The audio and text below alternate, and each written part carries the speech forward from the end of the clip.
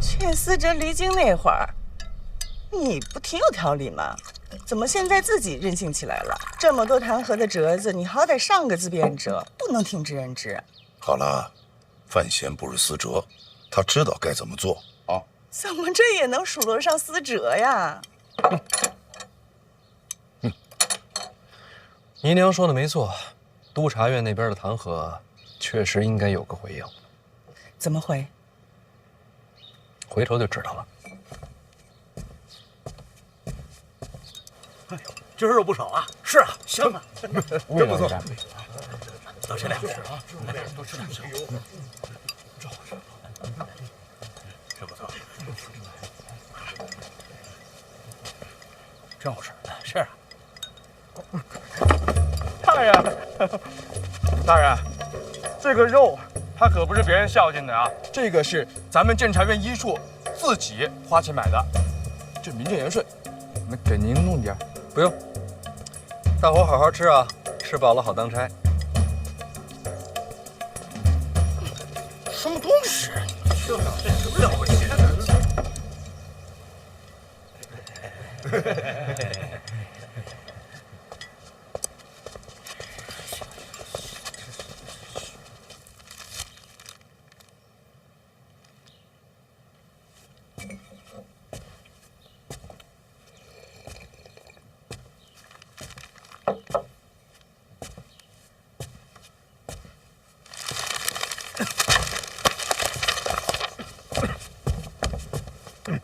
不用跪，膝盖硬点。是。几天没来，医处还好吗？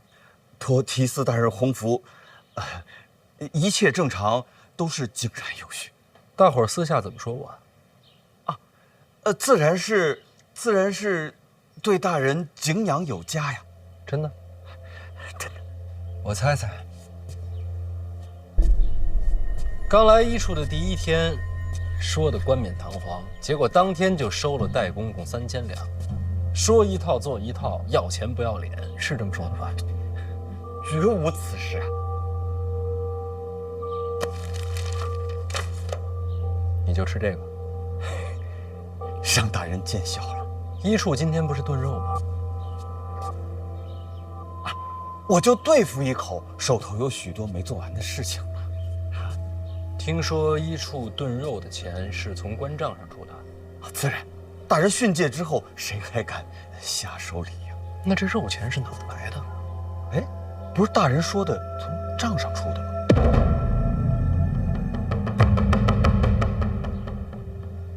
医处的账我看了，这几日有出入，多了50两，所以从中取出一些银子炖个肉。也算是慰劳一下同僚们，这些你都知道吧？我知道。这50两是从哪儿多出来的？处理杂物繁多，不过是区区50两，无伤大雅的事情。那天在检书司，王启年塞给你的银票是多少钱？回大人，50两。你把这钱记在医处官账上啊？属下本来就欠处里的银钱，所以就还上了。欠账，有凭证吗？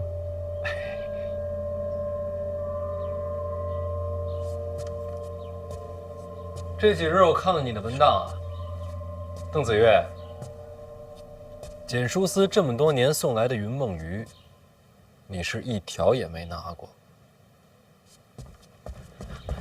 大人，属下是不爱吃鱼啊。哦，既不爱吃鱼，也不爱吃肉，是吗？医处今日炖肉，可以说是用的你的钱。你自己在这啃这个，怎么着？嫌这钱脏？属下不敢。有什么不敢的？你也不是1次2次了。检书司这么多年送来的可不只是鱼肉，山珍海味天天翻新，处理的同僚人人有份儿，只有你不要。除此之外，京都各部送来的各种名贵礼物，什么玛瑙、麻将、白玉头子，你是一概不收。邓子越，你很廉洁吗？啊，你了不起呀！但是我就不明白了，既然你这么廉洁，你怎么不上报呢？属下知罪。你别着急跪啊！我是在问你的罪吗？我问你为什么不上报？大人，官场嘛，就是为人，真的没有必要得罪人，是吧？是吗？这是现在的你，曾经的邓子越可不是这样。当年的邓子越慷慨激昂，院里边有谁欺上瞒下、谋取私利，都被你指着鼻子骂过，甚至包括你的直属上司。惭愧，惭愧了，属下当时愚钝嘛。从什么时候开始不骂了，改成跪了？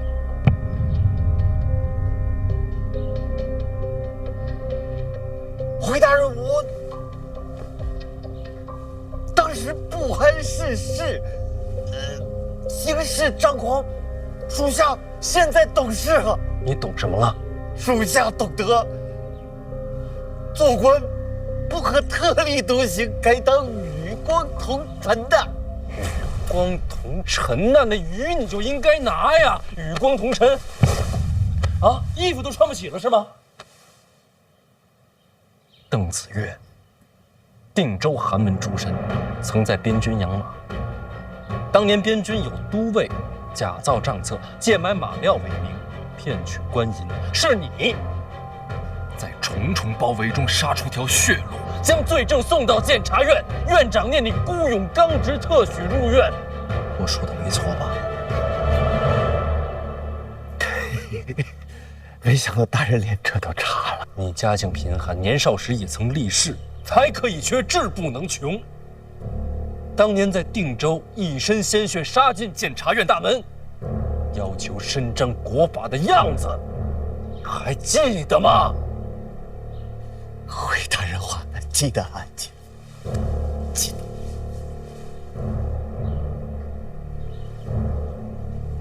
那你现在是不是觉得那时候很蠢呢？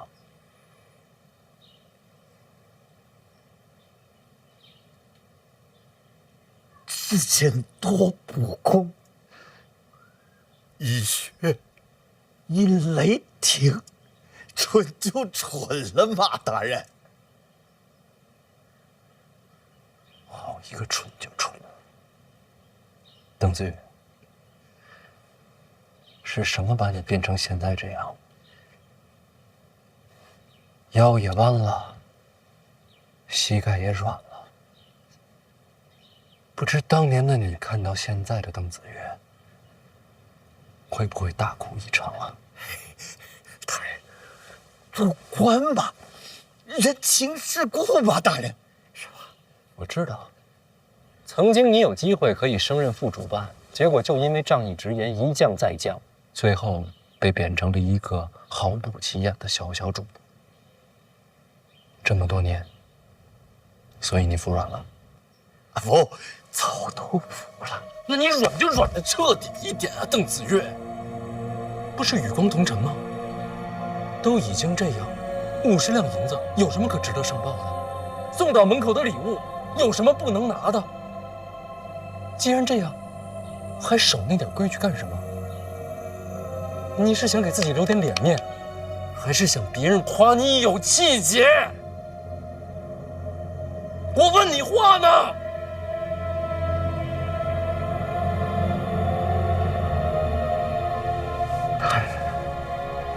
大人，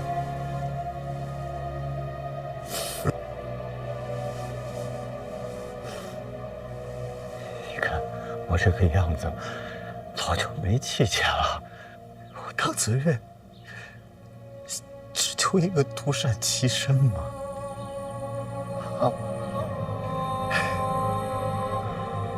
独善其身就好了嘛。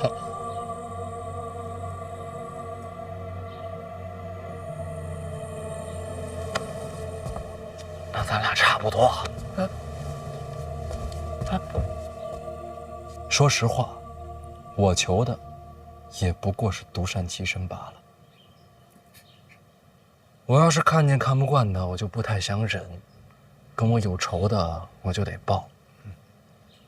我这脾气，在京都混到这地位，凭什么呀？啊，就凭大人智谋深远，远非常人所能及。跟这关系不大。那就是大人，文采惊世骇俗。那更扯远了。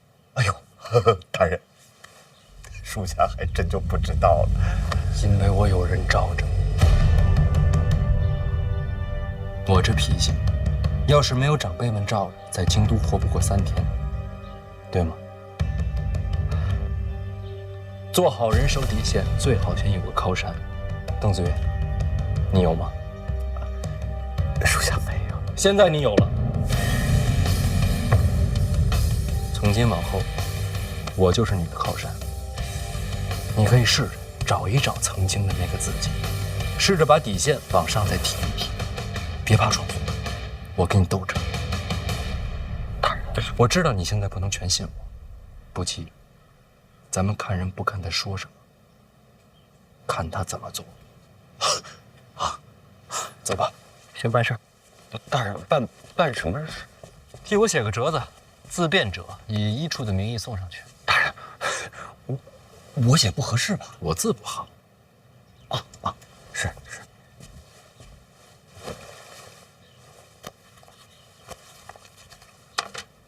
不用研墨，直接写。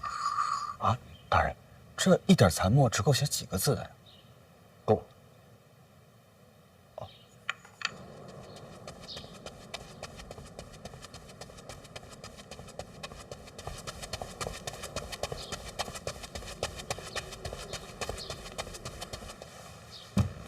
范闲的自辩者入宫了，是。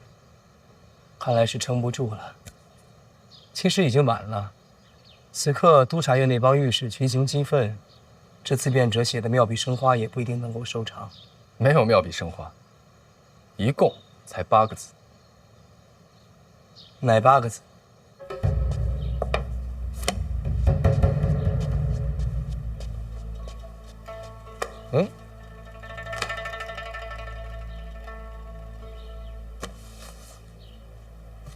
范闲自辩者，奸臣当道，何罪之有？奸臣当道，何罪之有？这庆国立国以来，还从未有过这样的自辩者。不光是庆国，有史以来这也是独一份了。我本以为淫淫狂吠把御史们得罪到头，是我错了。这折子呀，才是登峰造极。可这把人当狗骂，不是更恶毒些吗？殿下，把人当狗骂，虽说气愤，不过就是骂街。可御史求名，奸臣当道这4个字儿，是在毁督察院的根基呀。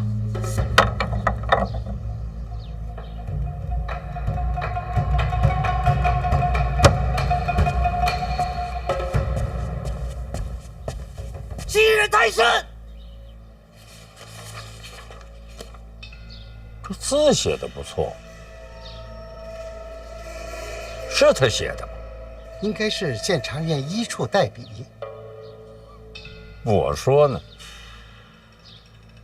是先啊，丢人呐！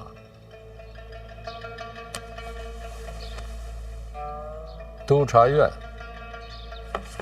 范闲，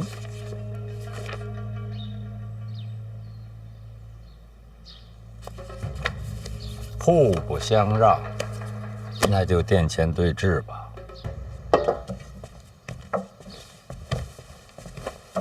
明日上朝，范闲和御史们殿前对质，旨意已经传下来。精彩！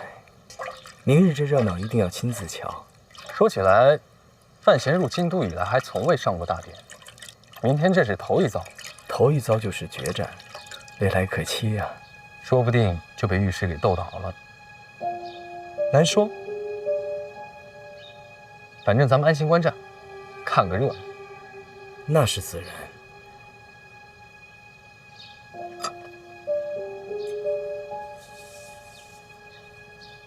殿在。豹月楼的卷宗准备好，明日我带上殿。殿下这是要帮着督察院裁死范闲？有备无患。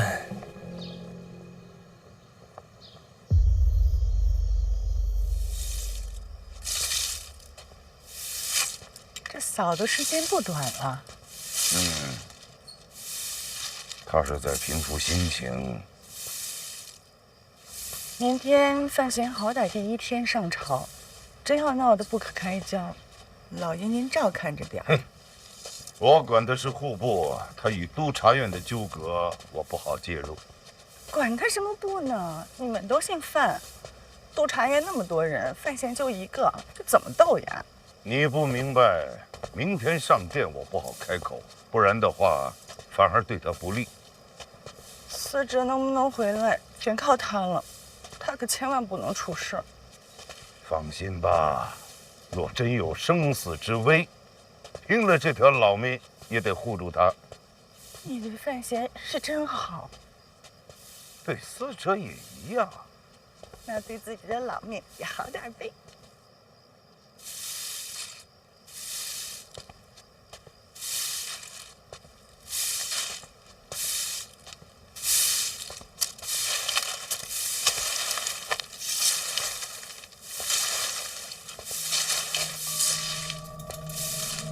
我要是一直看不见你，你就一直站在上面。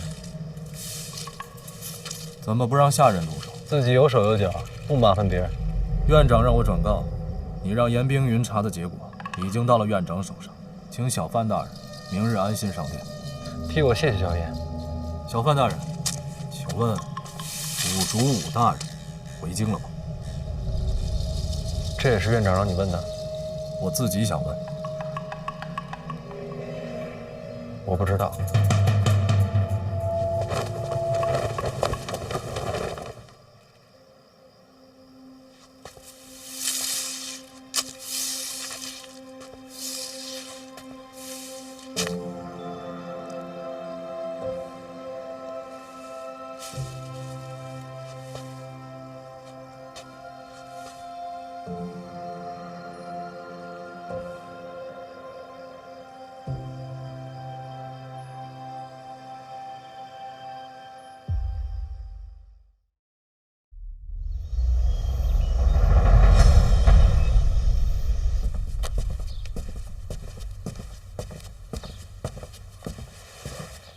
太子殿下，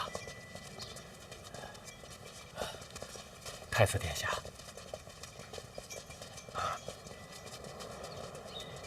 太子殿下，太子殿下怎么在这儿站着呀？等你啊！啊，专门来看我笑话。你何必呀？没懂。知道为什么没有人愿意跟御史为敌吗？这些文人言客，你跟他们比，赢了没好处，输了万劫不复。为什么要跟他们一般见识啊？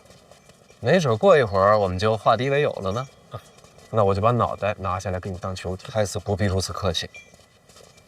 总之一会儿多加小心，实在不行先退一步，我帮你求情。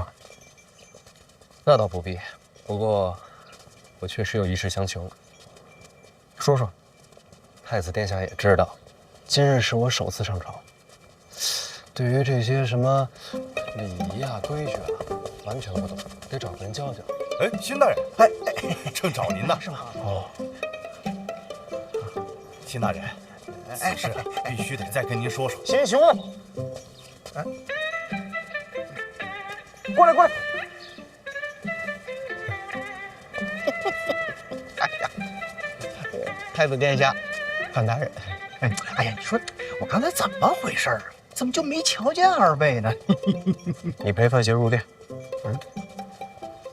礼仪上有什么不懂的，多指点。啊，求之不得，求之不得。那好自为之。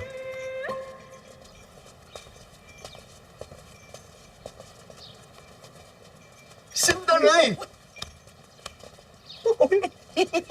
范大人，怎么不找我喝酒啊？哎呀，公事繁忙啊。哦，辛大人辛苦。要是实在太累了呀，可以告病休假几天了。哎，有道理。就是说的太晚了，殿下都走了。那几个人怎么一直盯着咱们这边啊？那几位啊，就是督察院御史。哦，原来如此。哎，那他们怎么一直瞪着你啊？你跟他们有仇？哎，这还俩人。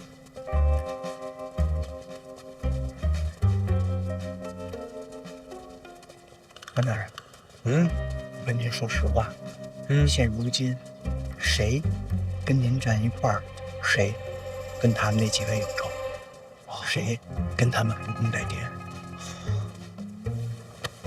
秦大人放心，一会儿到了殿上啊，您安心看戏就行，千万别随我说话啊，克制，克制，再克制。我尽力啊。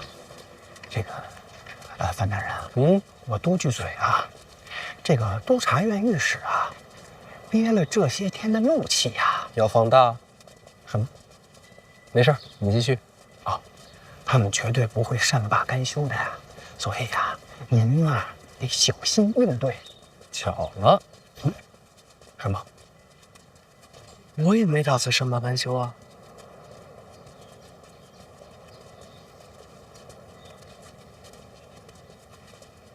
辛大人，你说，今天来这儿的有多少人是准备看热闹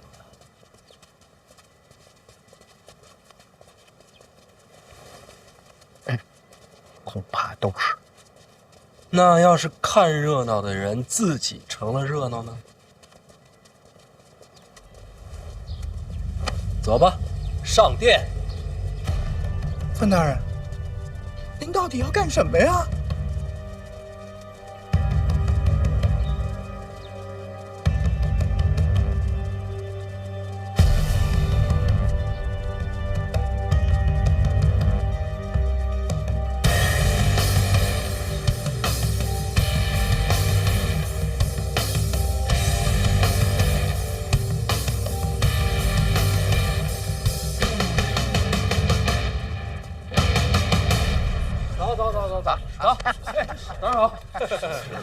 早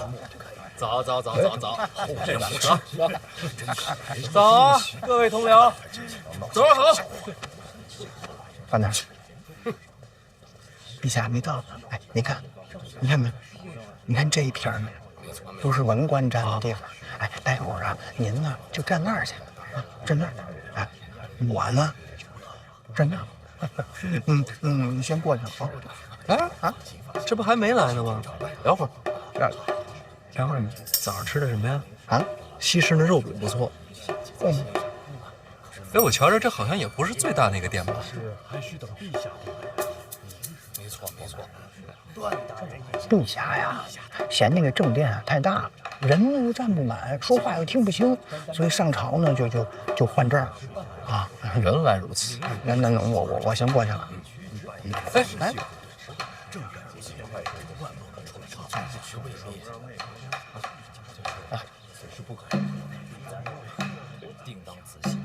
这什么情况啊？陛下给赐的罪。太子都站着呢，他谁呀？枢密正使秦业。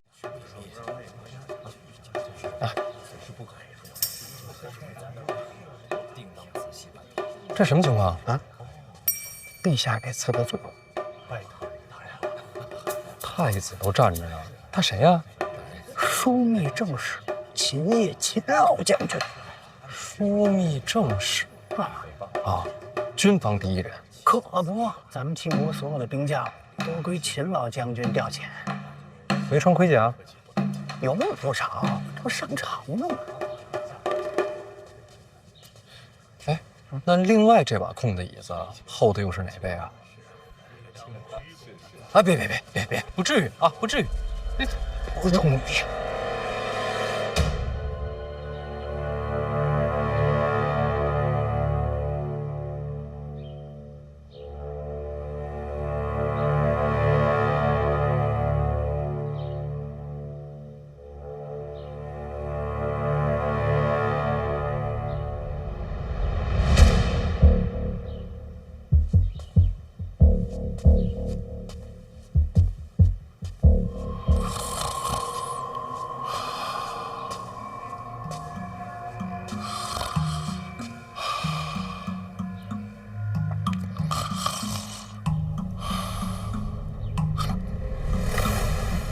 睡了，都看着呢。啊，林相来了，我没睡，醒着呢。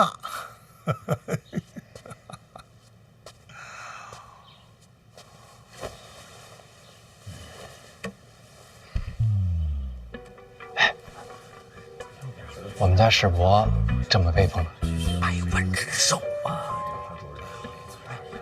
范大人，我这是我的位置，我就站这儿啊。您的位置在那儿呢啊，您站那儿去，我就不陪您了啊。哎，龙椅呢？啥？怎么不是龙椅啊？这帅我吧？陛下嫌这个龙椅啊硌得慌，就给换了。这么任性？哎呀，小点声儿。陛下说了啊，什么椅子不重要，重要的是得看谁坐上去。哎，陛下这话说的有点道理。陛下的话都有道理。哎，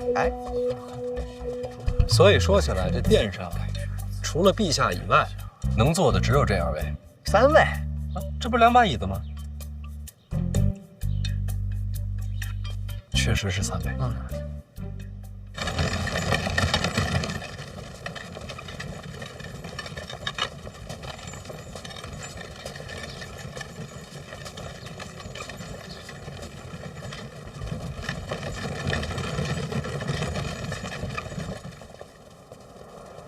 是在等我吗？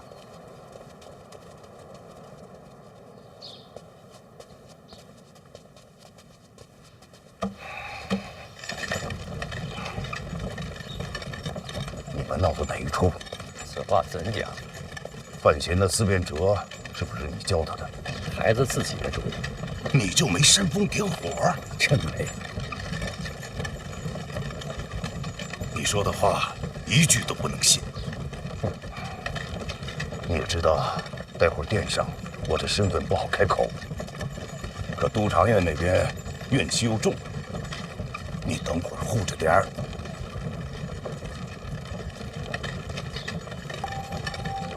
怎么不说话？没法说，一句话都不行。你少来这套！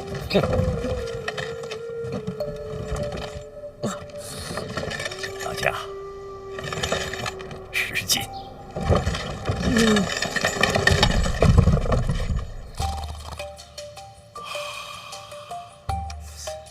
这秦老将军一直这样？哎，咱别拿老将军打趣行吗？我就问他们，这也不行。范闲，是我，您是？我读过你的诗集，也欣赏你的文采。不是我写的。我知道，仙人入梦，传你诗文。也不是什么仙人，是另一个时代。读书人应该知道克明俊德，你怎么不明白这个道理呀？不管你身后有何依仗，不管你的文采有何经验，我今必正国法，扫除奸佞。阁下是？这位便是左都御史赖明成。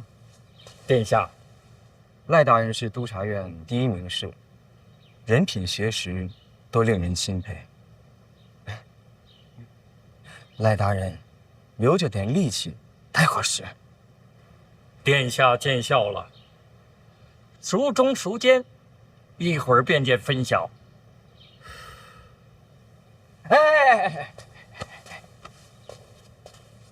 人品没问题，就是不懂得变通，要不然怎么会一直坐镇督察院？哎，今日打算如何应对啊？臣是老实人，自然老实应对。老实人，老实人好。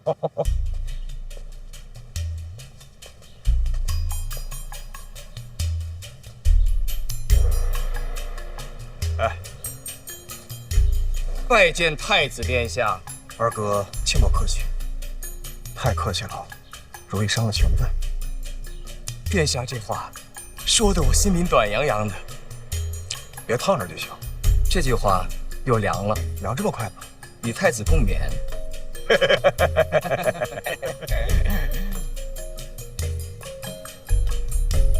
陈院长怎么还没到啊？我还就不信这邪了。身体不如年轻时候了吧？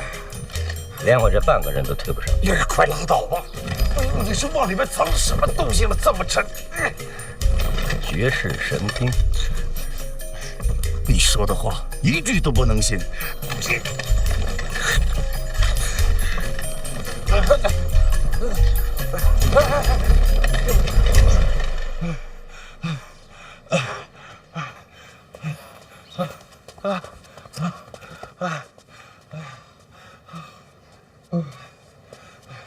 不行，我得去找个人帮一把。你等等。不用了，先撤。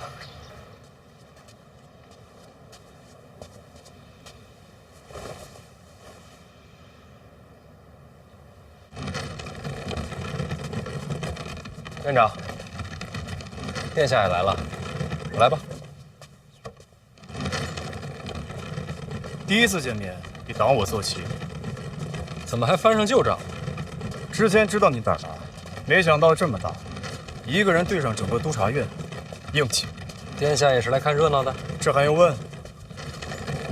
来吧，大哥。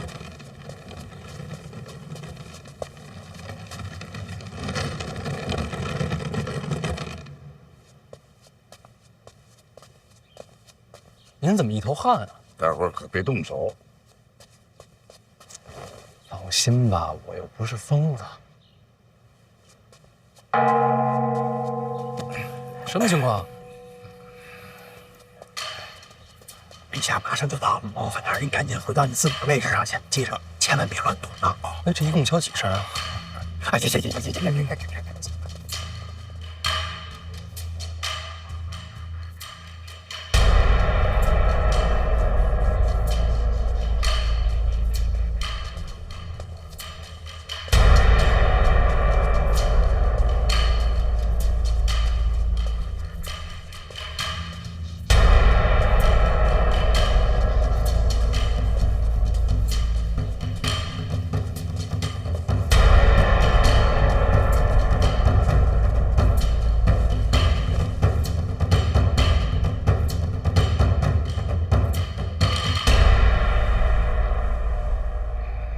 诸位，督察院的事儿都知道了吧？范闲的自辩者你们都看了吗？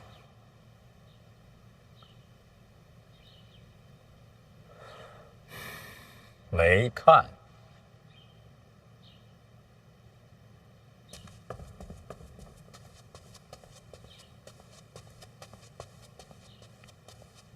好好看清楚。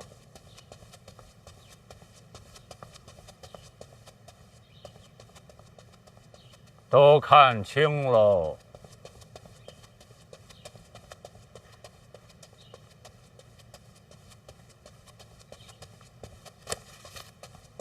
赖明成，臣在。你参的什么呀？探协律郎范闲，收贿赂，骄横枉法。范闲，臣在。你认罪吗？臣无罪可认。所谓收受贿赂、骄横枉法，臣不知从何说起。赖明成，检书司贿赂监察院一处，范闲当众受贿，人证众多，绝无虚假。认吗？哪有受贿？臣冤枉。范闲，人证证词皆在此，你还抵赖？确实没有，这怎么承认呢？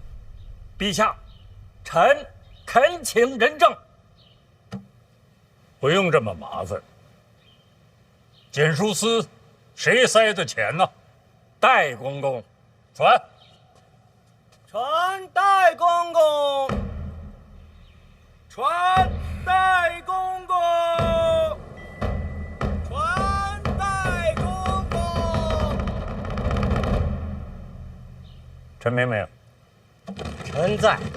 范闲是你监察院的人，你该如何交代？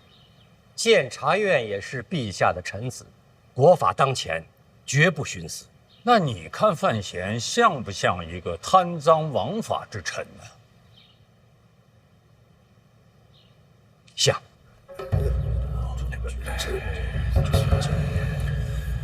不瞒陛下，臣主持监察院以来，看谁都像是不法之徒。这说的什么话？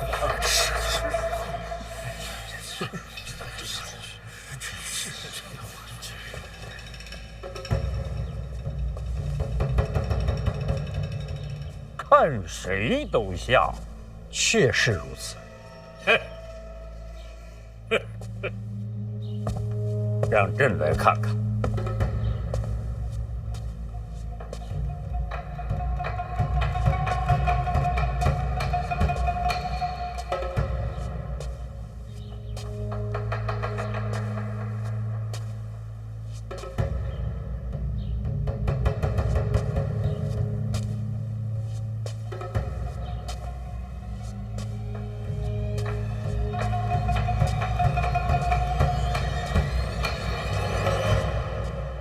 你看林相像吗？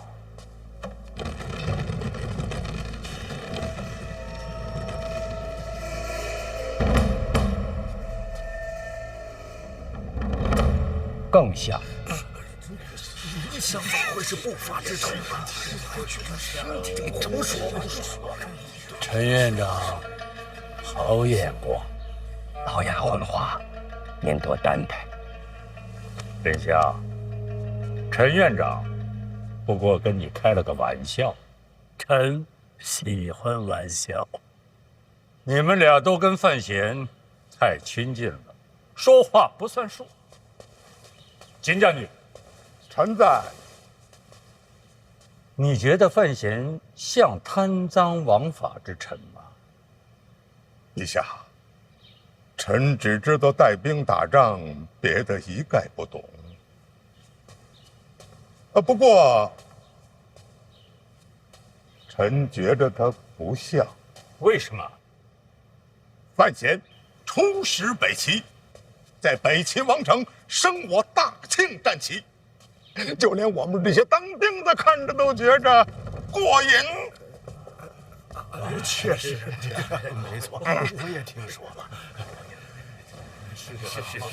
这样的风华少年，不像是坏人。多谢秦老将军。我也就是实话实说。听说你小子勾搭北齐圣女，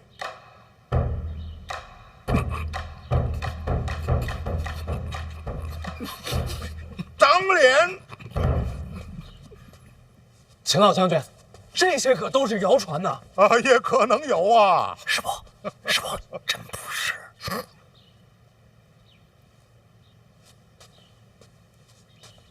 我就是胡说八道，您别往心里去呀。了然。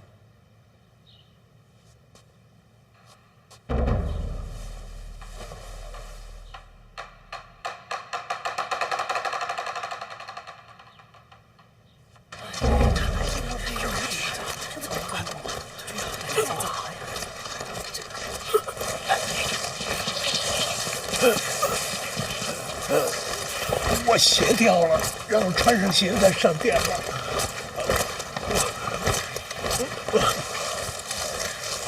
殿前失仪，诸位也会受到牵连。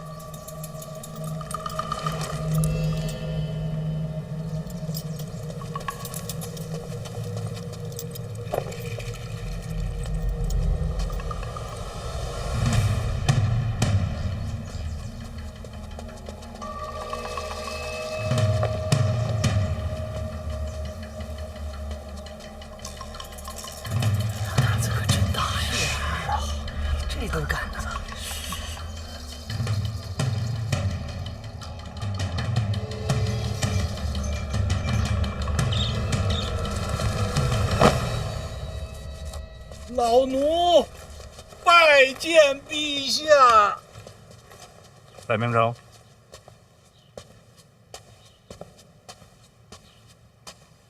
戴公公，请看。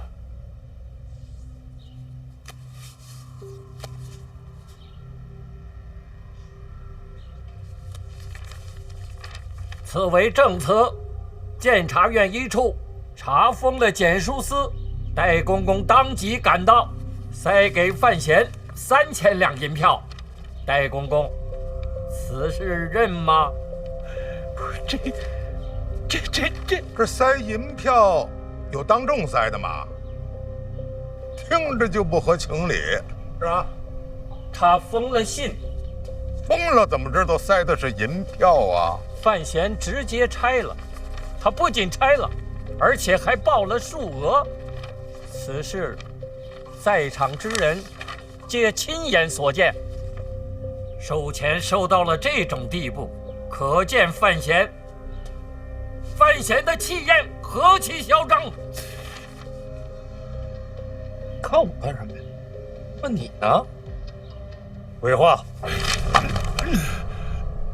戴公公，铁证如山，你要想清楚。戴公公，木皇不就是3000两吗？检书司隶属后宫，这点罪名动不了你。3000两，3000两只是冰山一角。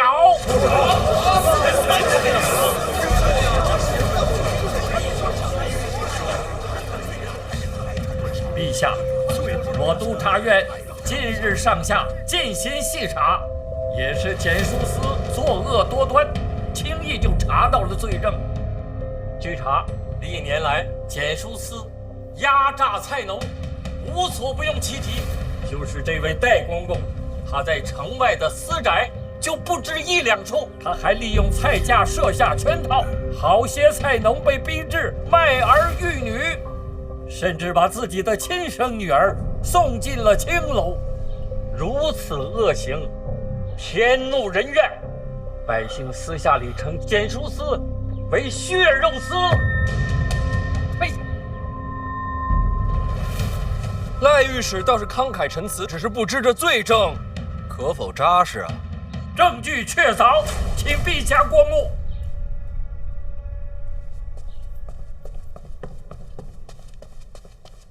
赖御史，林相，我大庆法度森严，刑部、大理寺乃至府衙各掌其职。就算臣子枉法，也该按律彻查，哪有将罪证递到陛下眼前的道理呀？林相，你的意思是朕不该看这个折子是吗？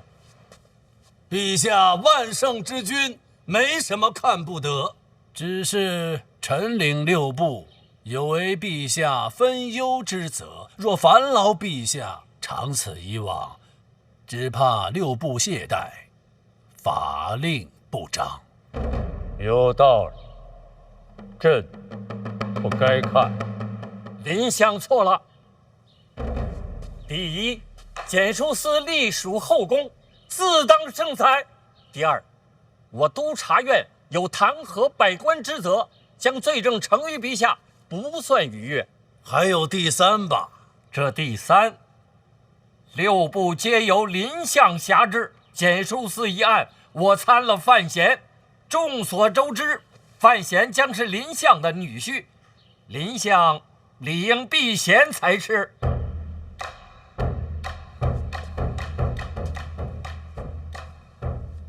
赖御史，怕我徇私？人皆有私。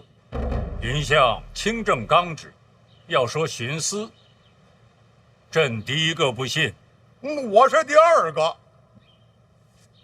陛下，赖御史言之有理，检书司一案，该由陛下圣裁。我可信得过你哦？臣不太敢相信自己吧。任明成，臣在。给他自己看看。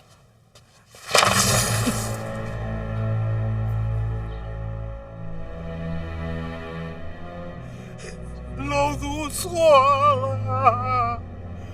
陛下开恩呐，老奴愿倾家荡产，将功补过。陛下，他认罪了。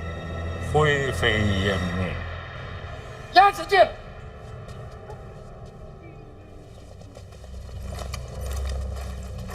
陛下开恩呐！陛下开恩呐！开恩呐！陛下啊！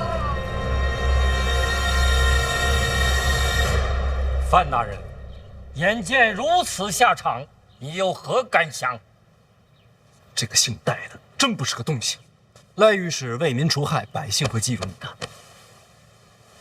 到了这一步，你可认罪？我何罪之有啊？你敢说那3000两你没拿？那倒是拿了，这就是认了。哎，等等，赖御史的意思是说，这3000两我拿了，就是受贿？你敢说不是？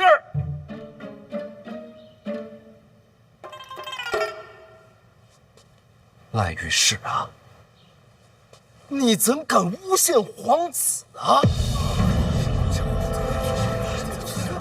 你胡说什么？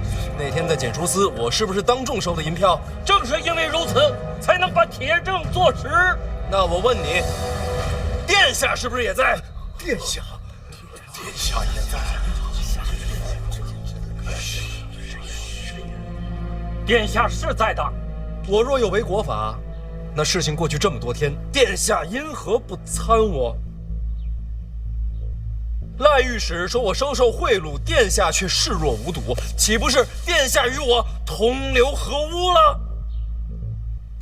这构陷皇子，其心可诛。殿下怎么不参呢？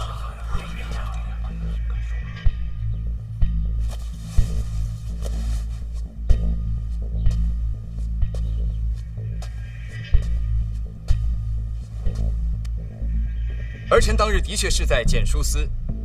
你看到他拿钱了？看见了。正如赖御史所言，收这3000两与国法不容，儿臣本该参范闲一本。那怎么没参呢？因为我相信你。范闲才华经世，入京都不久便有了诗仙之名，更是身担监察院重任，可谓是前途似锦。儿臣想来想去，又不觉得这样的人会为了3000两自毁前程。如若他私下如此，儿臣知道了必定参他一本。可他当众收钱，就有些匪夷所思了。儿臣以为他定是另有所图，因此也就试着再等等，再看看。说得好，殿下方才所说的，正是我想说的。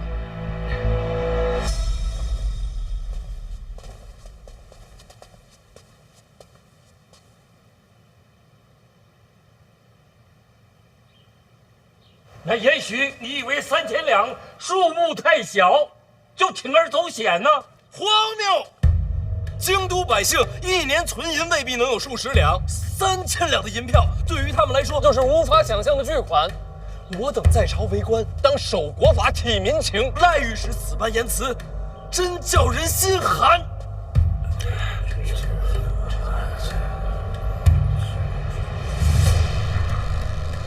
那可是这3000两你收了呀？是啊，真的拿了。对呀，赖御史钓过鱼吗？没有鱼饵，鱼会上钩吗？你故意收贿赂，是让检书司上钩。实不相瞒，检书司种种恶行，我也早就看在眼里。为国除奸这想法与赖御史不谋而合。心有灵犀，说的就是咱们俩。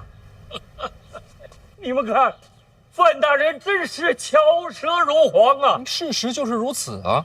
那你说你也在查检书司，可有实证？3000两银票一拿到，就转交给陈院长了。要查检书司的想法，也和院长说过。当真？当真。这不就成了个误会了吗？本来就是个误会。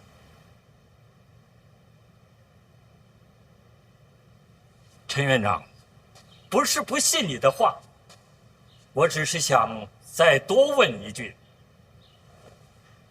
范大人，既然你说是误会，当初我等众卿在参你的时候，你为什么不在自辩折上把事情解释清楚？赖大人，哪敢在那上面解释啊？为什么？一个小小的检书司，怎么会有那么大的胆量？这朝堂之上贪腐之辈，可不是一个两个。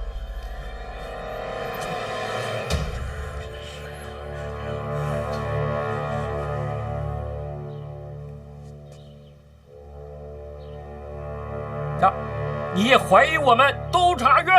不只是督察院，下至百官，上至皇亲，我呀，谁都不敢信。既然是查贪，那3000两银票收了这么久，为什么至今不见下文？要不是我们督察院，恐怕检书司到现在还会安然无恙。是我犹豫了。犹豫什么？查贪是应该的，但问题是能查多久，敢查多深？怕了？不是怕，是担忧。清正吏治是我等为官的根本，我们既受皇恩，怎敢姑息此身？赖御史这话代表自己，还是整个督察院？我督察院上下皆以报国为己任。你们监察院不敢查的，我们督察院敢查；你们监察院害怕的，我们督察院不怕。好气魄，佩服！你听听，你听听，陈明明，老臣惭愧呀、这些年来，监察院确实有所懈怠。你要给朕一个交代。陛下，这段时间，各路府衙查出了一些贪官，有些牵扯狡猾。本来想放一放，今日看来，如此责任，应该交到督察院手中。那陈院长这名册是早就准备好的，凑巧，赶在今日，就等着这一刻了。督察院若不愿意接，我们监察院也不强送。贪官已经查出来了，剩下的事儿监察院把它办了，不就完了吗？怎么还把差事往外送啊？所以说牵扯极广。监察院也是怕了吧？怕倒不怕，只是费时费力。有些官员不在京都，却跟京都往来甚密，甚至和朝内的皇子都有牵连。这个案子如果细查下去的话，旷日持久。监察院诸事繁忙，没那么大精力。秦将军既然问到这儿，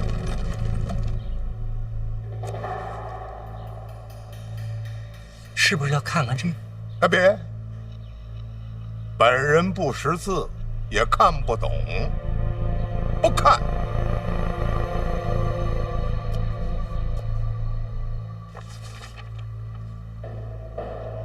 丞相，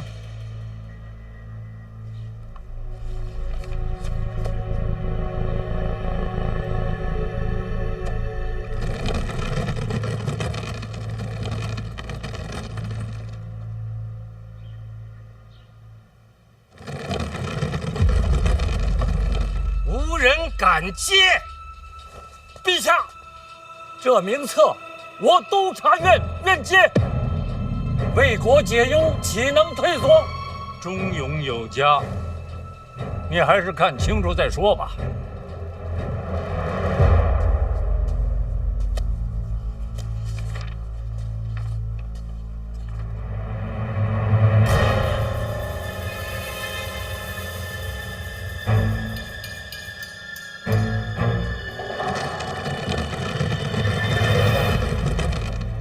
陛下，臣忍不住有话说。启禀陛下，赖御史一腔忠肝义胆，叫人心折。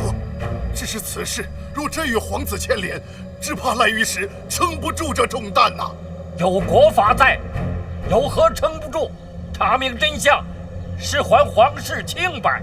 如果真有皇子牵扯其中，还请赖御史顾惜自身，切莫冲动。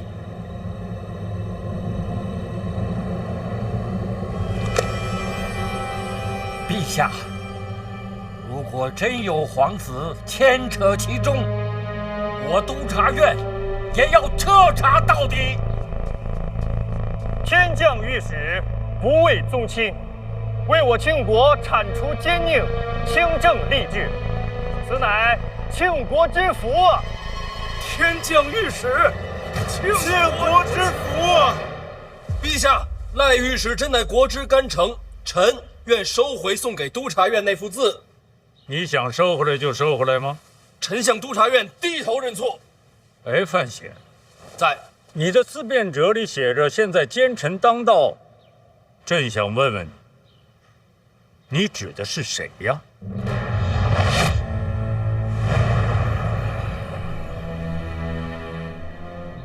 自然是天下的贪官污吏，绝不是督察院诸位御史。赖明成，臣在。好好办差。陛下，臣愿还我庆国一片云散天晴。朕很期待。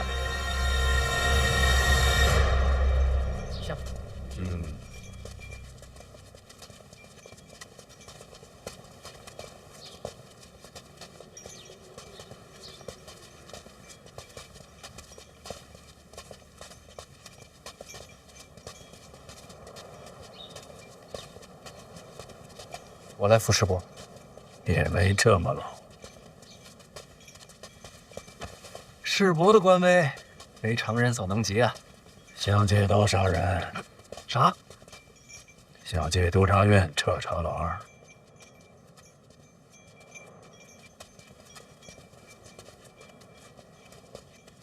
终究是瞒不过世伯。是陈萍萍教你的？我自己琢磨的。赖明成确实是把好刀，只是我确实有几点不解，想请教世伯。方才殿上站出来那几位，并非是我事先的安排。若不是他们在那儿添柴拱火，效果也不至于这么好。想知道他们是谁的人吗？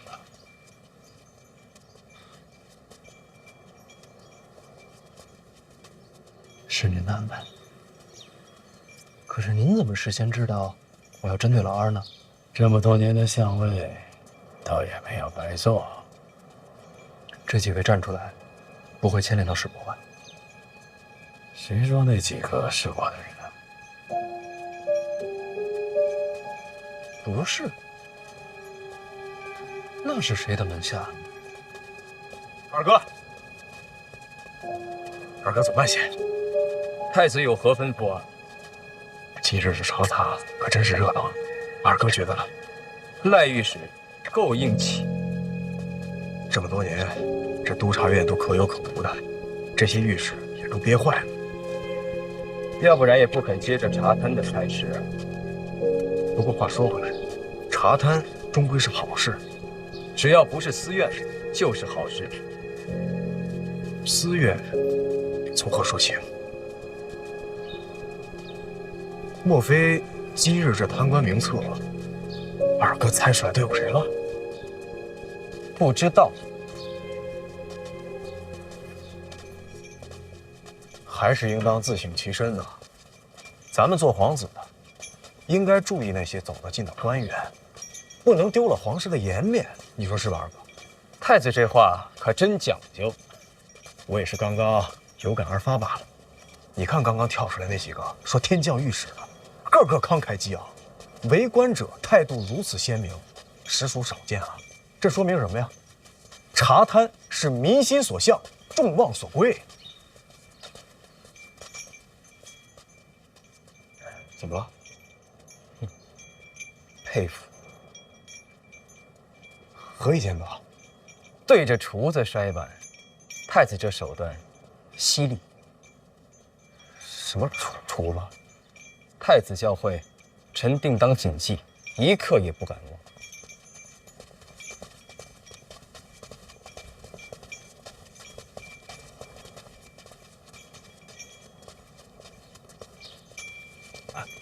殿下，啊，咱们接下来是不是得帮着赖御史一些？咱们什么意思啊？殿下，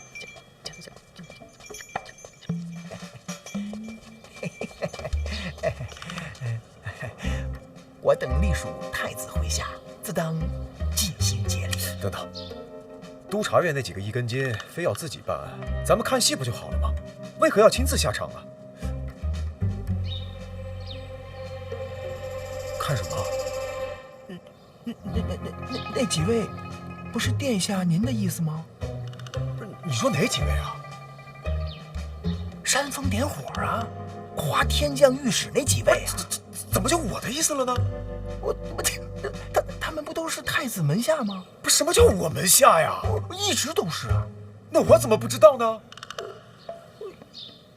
这就对了啊，这个投效太子者众多，就是这几位吧，职业清闲啊，没大用处。应该还没有机会和殿下见面。那几个真是我门下？千真万确啊！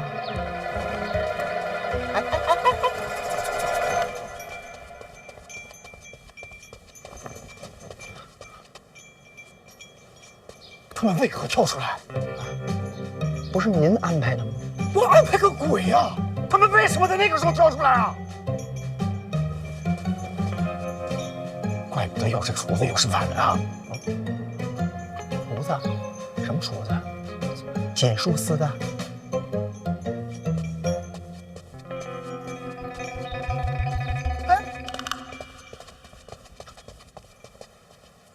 太子门下，听您的调令，操也不难。师伯厉害，没你厉害。回来这么多天了，也不去看婉儿一眼。怎么，北齐圣女不让你去？师伯，传闻可不能信啊！我跟那圣女，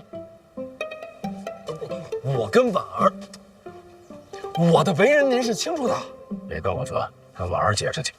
不是我不想去见婉儿，实在是回京之后诸事繁身，一刻也脱不开身啊！要不是借口，师伯，确实有难言之隐，与北齐圣女无关。她也是在等你呢。那我晚上就去看她。晚上？不是晚上，白天一有时间就去。等我还在，抓紧上去。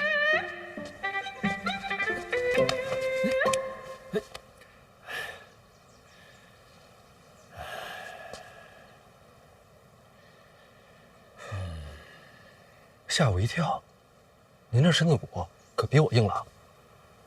世事难料啊。